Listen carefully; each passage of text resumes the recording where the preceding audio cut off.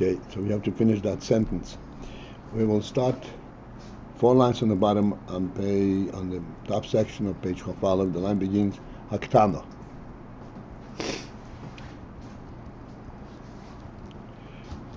So as in the mashal of the chacham, of the two chachamim who are debating, and one is finding fault with the principles of the other. And as a result of that, they're bringing up defending arguments. And in the defending arguments, they're actually revealing new ideas upon which to establish their viewpoint. These new ideas, since they do not flow from the initial sechel, where the sechel flows from the nefesh itself, they don't flow from the initial sechel. They come up only in defense of the sechel, which means they come up at a much lower level to make it possible to stand under these circumstances, not the initial idea as it flows from its source. Therefore, this is called hasaga katanah.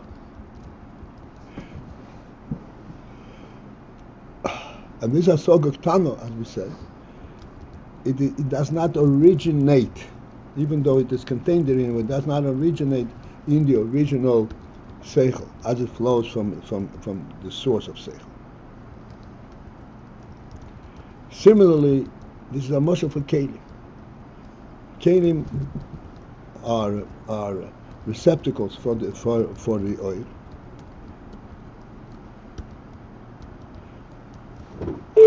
How do keilim surface? What forces the keilim to surface? This is, as you said, when there is a clash between the oil yosher and oil chayzer. Pardon me.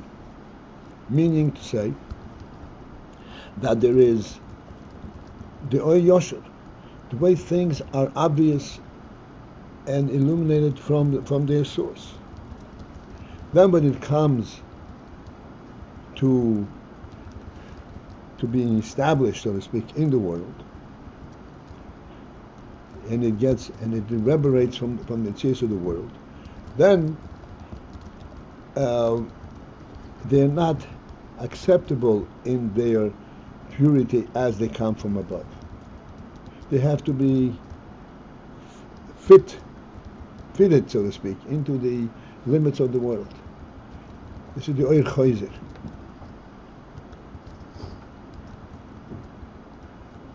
As we explained, oil yosher is like you throw the ball in a certain direction. Oil chayzer is when the ball reverberates because it stumbled upon an obstacle. This reverberation comes from the force of the throw, but it lacks the direction, it lacks the purpose. It does not have the essence of the thrower. Why did he throw it there? That you don't see in the reverberation.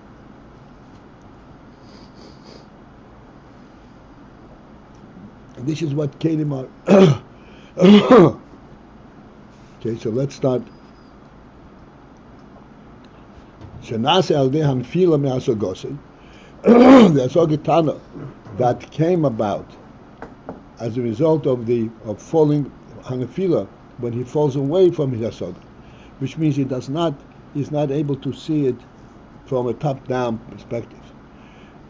It is a small hasaga that is not comparable to the original hasaga, which means it lacks the oil, and it is based on certain practical, minute arguments. Hooray, thus we see,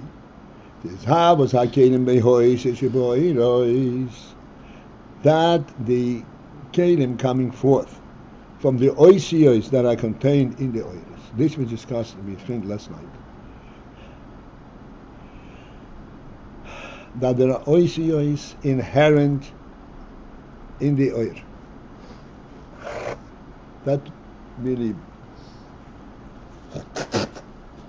requires a broader discussion. But in principle,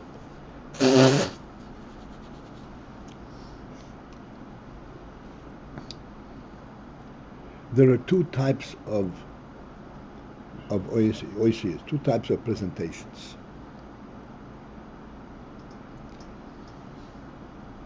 One is simply to present that which is known. The other is to argue its point and to find its justification for being.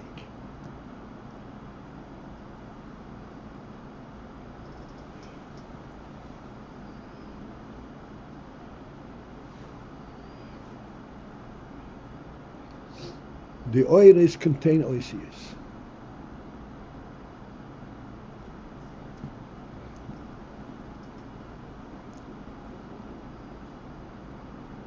Let us again take an analogy. You have a room, and this room is obviously a Beis Medrash. The minute you think of it as a Beis Medrash, that thought alone already kind of designs the various furnishings that are going to do. This table is going to be here. You're not going to put a table in the middle. You're going to put. It already has a design how you're going to appoint the various things in the room. This design is what's called flows directly from the essential reality.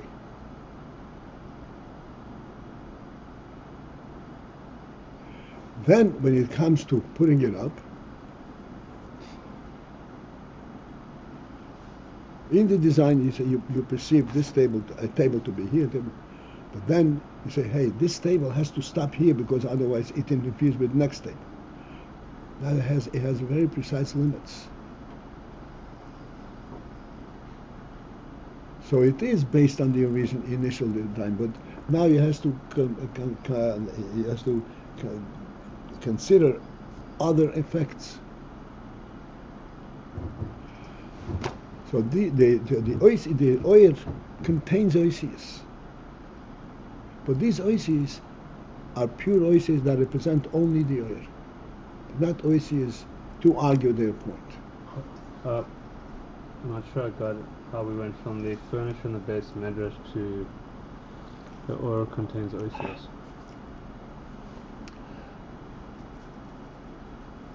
What about the idea that when you perceive this as a Beis Medrash, I said all the time, what's an empty room? Does it have any representation, any meaning? Or an empty room is just plain emptiness? You say if you can see what it's designated for, then if you can see what it's designated for, it's not plain empty. Correct.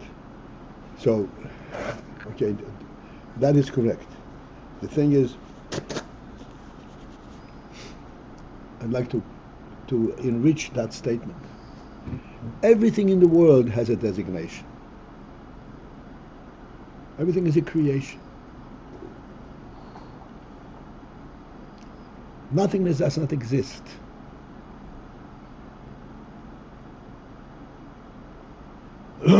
Everything has a designation.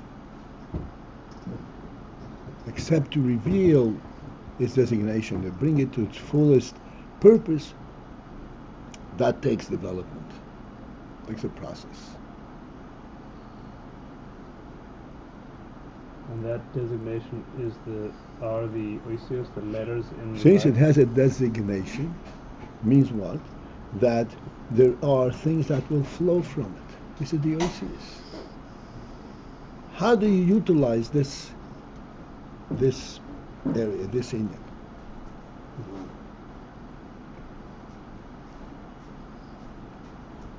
For example, this huge continent that's so rich with hope, this was a vast wasteland for thousands of years. Was it meant to be a wasteland? It has a designation, except it took years until it was a time for it to be discovered.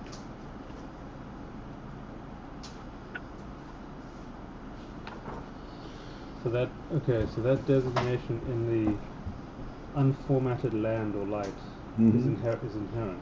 That's what It's inherent, well, sure, because it was created.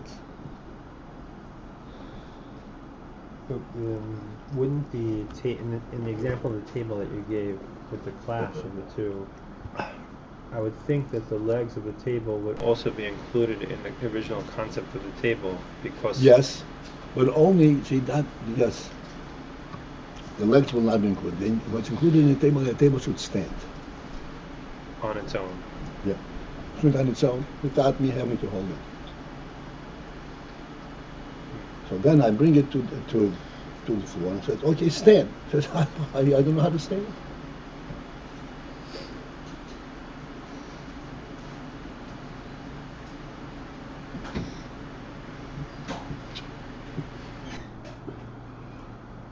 But any time that the ore is going to come from the Mila into an environment, there's going to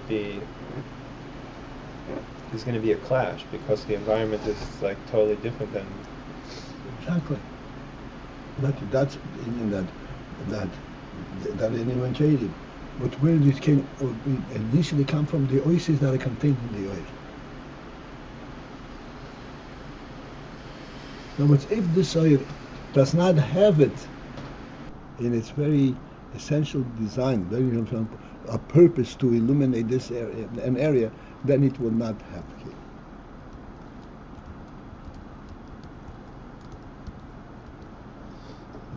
So why the word? For example, let me just finish it. Sechel has oisius and sechel has keilim, because sechel is meant to bring the truth of the neshama, of the nefesh, into a worldly environment. But you cannot express oineg and rotzen.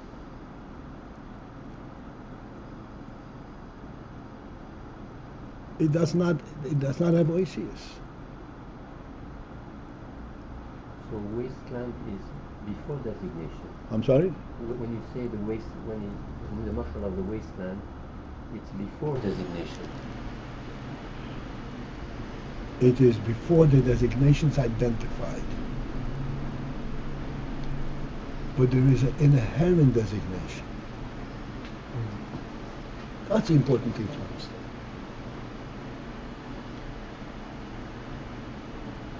Yesoid ha-yesoid Tammuz means this wasteland was intentionally created.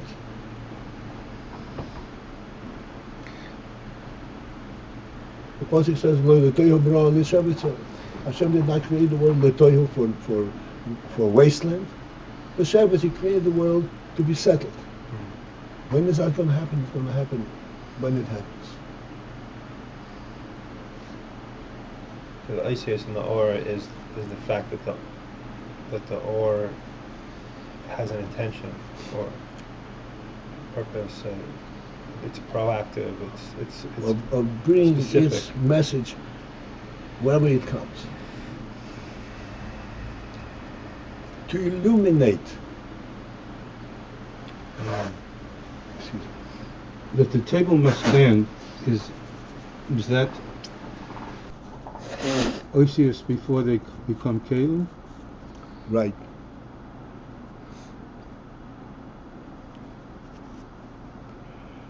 The idea that I have a table, we have developed this quite extensively, we have to understand. Why is there a table for the human being?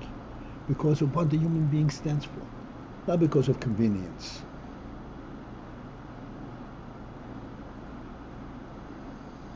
Explain that.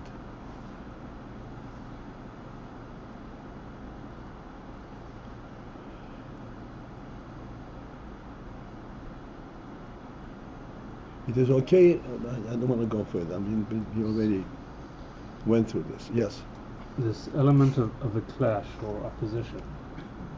Where's that coming in? Because all is coming from one source.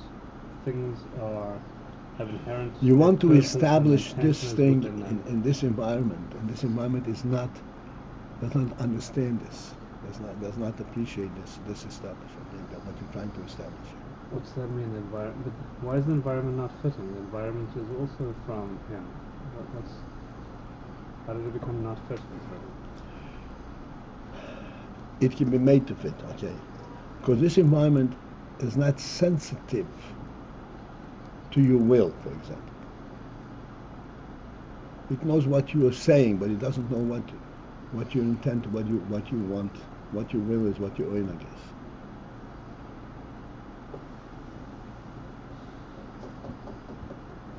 This is where it's being translated on the outside, external to yourself.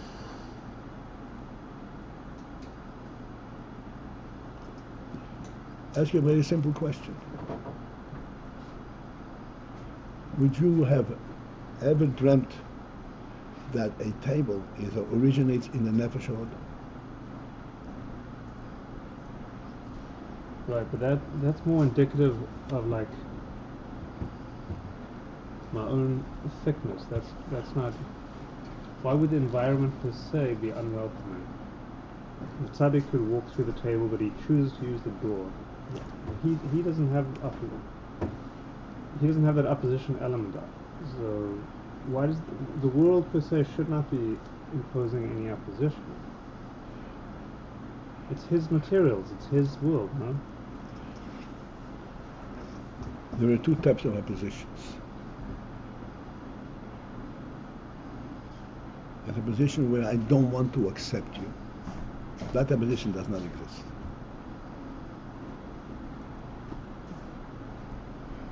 That opposition, I don't know what you're talking about. That opposition exists in the entire process. And this is by design. Hashem made the world with a certain thickness, a certain. Where it says, I don't know what you want. I'm not an automatic response. I have no opposition. If you want to build a house, yes. But you know how to build, you have to dig deep down into the ground. Otherwise it's not going to stand. Again, and I don't need to belabor the point, but it seems like originally that was not going to be the case. That was from the fallout by Gan Eden, that is by the sweat of your brow. Now you're going to labor. Right. Exactly right. That's what the Gemara says. That in the future day, when the world will be fully purified, and the world will be reflective of the oil Eliki, finished product for an edible product will be growing on the trees.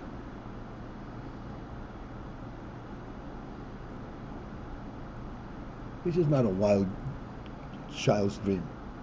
This is describing what the world is about. The leg, is the leg inherent in the thought of the table?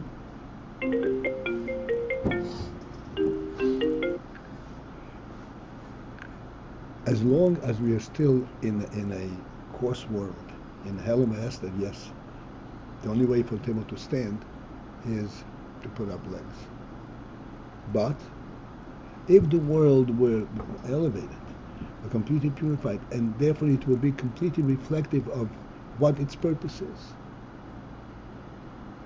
then it's conceivable. Okay, I'm not going to give you a scenario but it's definitely conceivable that I need a table, put a table and stands there. I need a board, right? Stand there.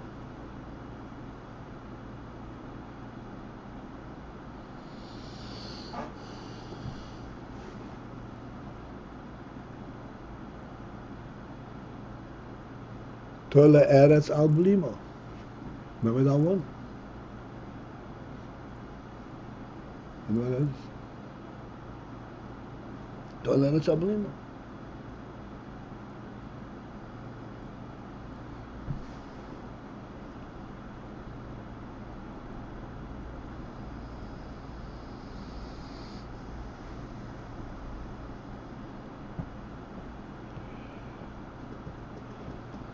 That's representing what?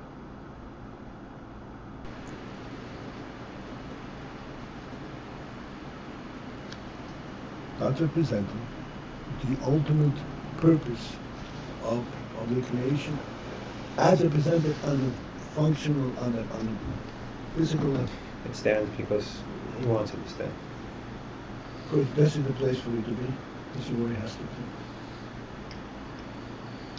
Doesn't need legs, doesn't need Doesn't need a structural. Doesn't need so does not need acceptance and support from the environment.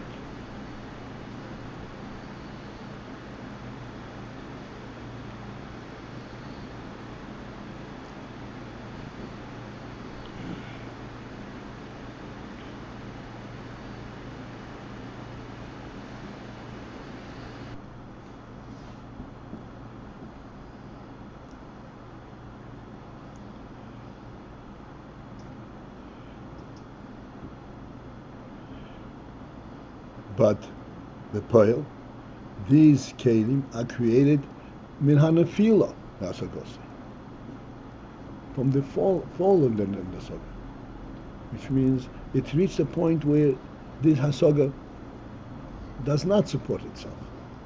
It's not understood, it's not supported by itself. Therefore, you have to create keilim that would support it. You have to create. Does that mean those what you create was inherent in the ore? It was inherent in the form of oisios, in the form of the oil identifying itself. But the oil, again, as I said, the oisios are only representing the oil, does not argue for its justification, for its validity. That element comes when you fall from the oil.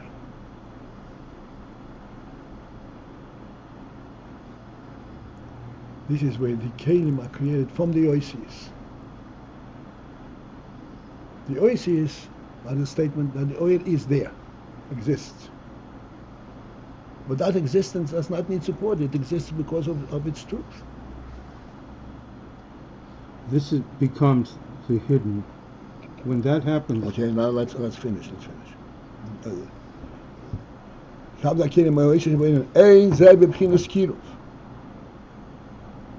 This union that the keilim come to be from the oisios sheba ha'oiros, the oisios that are inherent in the oiros, is not b'chinas kiruv. It's not in a direct flow. Which means the oilers do not say, hey, here is what the keilim that you have to provide for me. It's not the oil that identifies the keilim. The oil presents itself. But since that the oil presents itself now in this environment that does not understand its language, so keilim are created from this fallout. This keilim is not b'chinas kiruv, meaning it's not a direct flow of the oil. Let's take this into our mashalim.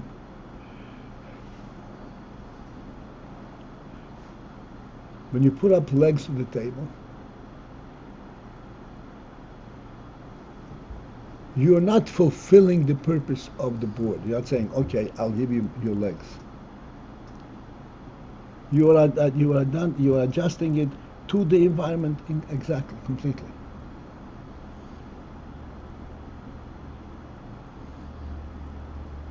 That's what nefila. You can't stand on your own.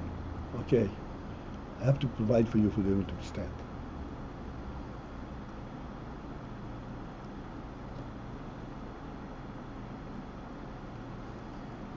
How are you describing? I'm sorry. You're not doing what on it directly, but you're.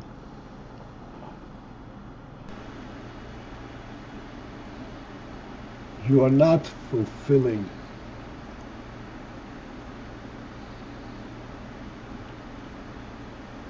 I know that it's going to be in a circular. Normally a person walks on 2 feet. When he no longer can support himself on 2 feet, he gets a third foot.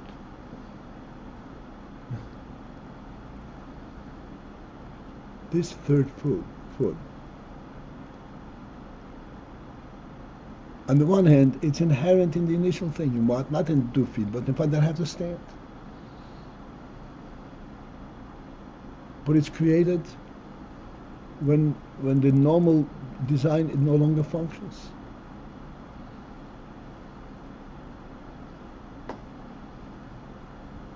What are you talking? What are you talking about? Third foot? You mean like a crutch or something like that? Yeah.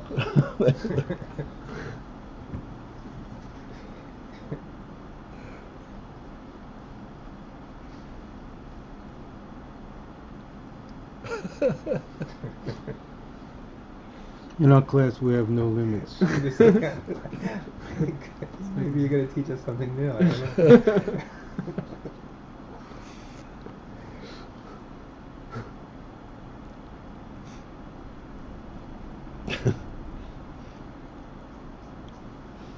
That is not bebchinas kiruv. No matter how well a person walks with a crutch, you cannot say that the human being was designed to walk with a crutch. It was designed to walk, not with a crutch. That's which is adjusted under these circumstances. But it originates in the fact that he has to walk.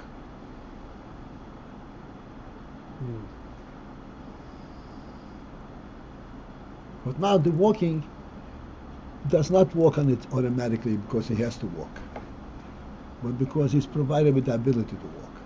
Two different things. That's what it means. He's havas ha-ke'ilim me'ha'oisir sheba'oretz. Right. There's the purpose that he's. Ein ze b'chinas kiruv, ki ma shenei from the hoisish shebehem.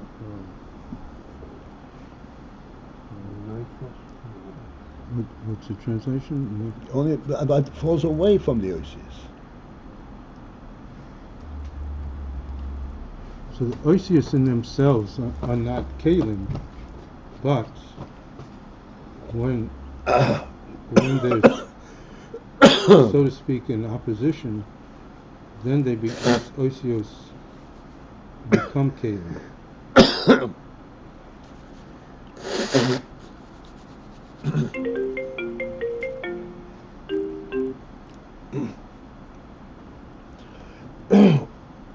When there is opposition, then you can form keilim from the oisius. You don't become keilim. You can form. You can form keilim from the oisius. In other words, you want the table to stand. So what do you want? I want it to stand this way.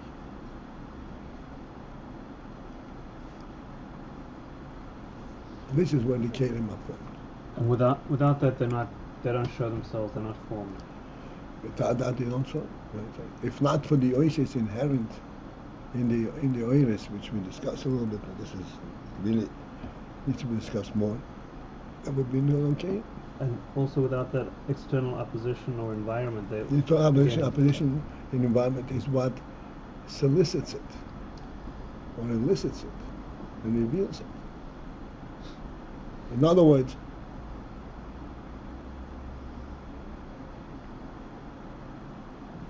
let's go to the third leg, right?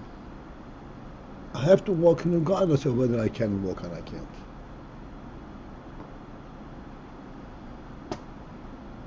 Regardless if I can or I can't.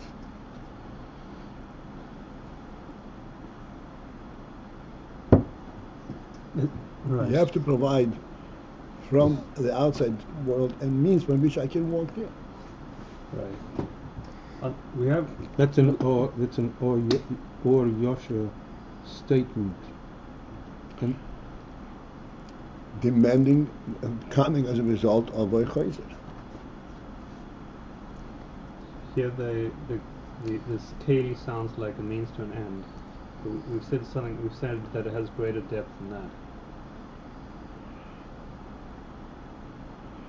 Because the end is of great significance.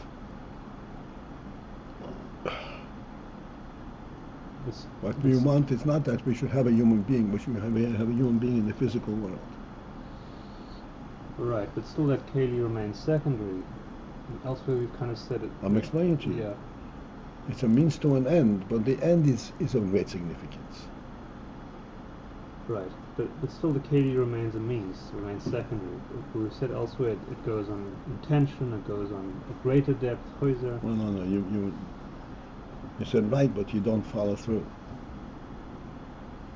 It's secondary, but in a real sense it is primary.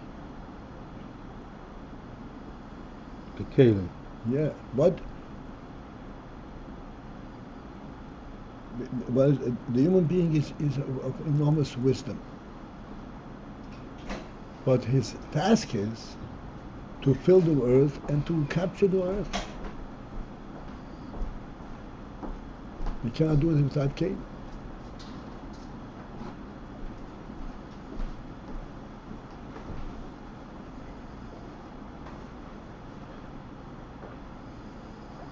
Blessed love, keilim will have significance.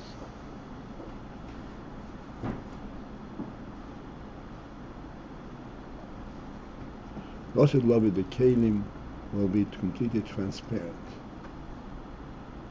to the oil, which means it will be like the earth itself will say, okay, come. Right now the earth is not saying come.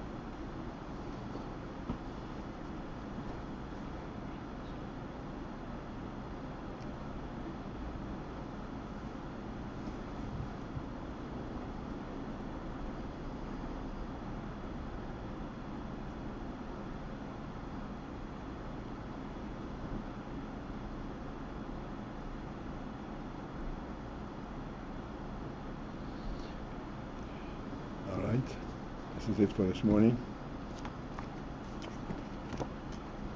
This goes back to the two kinds of kaichos in a person, the ones that represent the person and all his abilities, and then the one that allow him to function. And what was that called again, those two?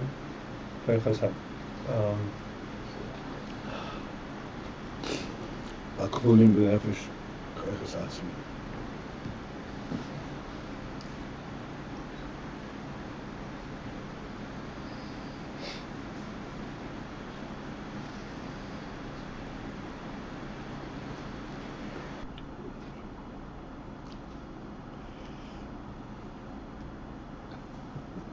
This is a great share, Harold. Tisha B'Av.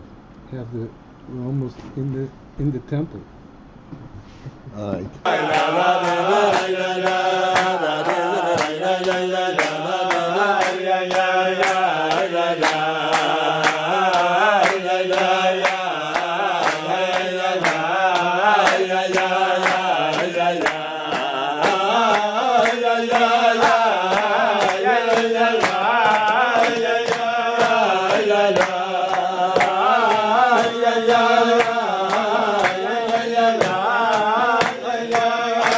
la la